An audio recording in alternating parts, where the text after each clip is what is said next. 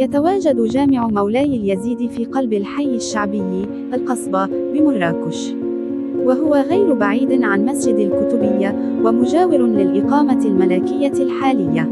يمكن الوصول إليه عبر زقاق ضيق من أزقة المدينة القديمة.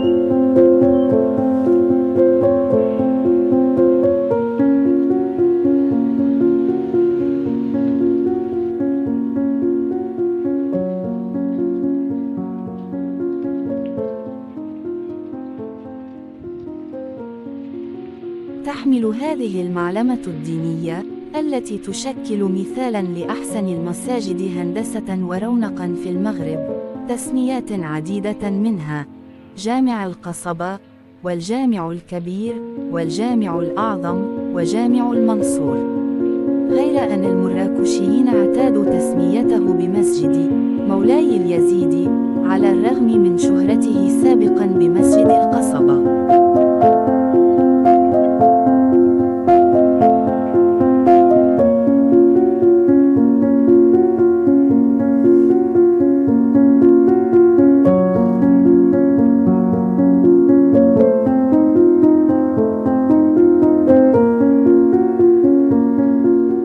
بناه يعقوب المنصور الموحد ما بين سنتي 1185 وسنة 1109 للميلاد، أثناء توجهه إلى الأندلس في غزوته الشهيرة غزوة الأراك. وعندما عاد مظفراً سنة 1197 ميلادية، وجد الجامع قد تم تشييده على أحسن صورة. ويقال إن بناءه كلف ثروة هائلة غنمها يعقوب المنصور من انتصاره على الروم.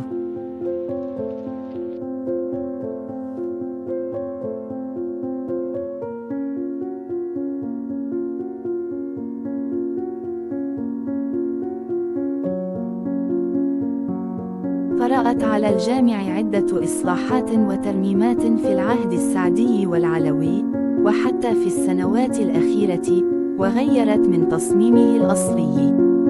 أما مساحته فتبلغ 5052.5 متر مربع.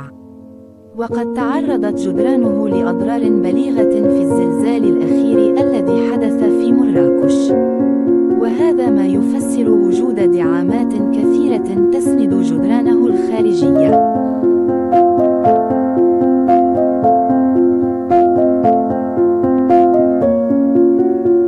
مسجد القصبة معلمة تاريخية وحضارية شاهدة على عراقة الأمة المغربية ونبوغها، وهو من المساجد التي صنعت الهوية المغربية وحافظت عليها.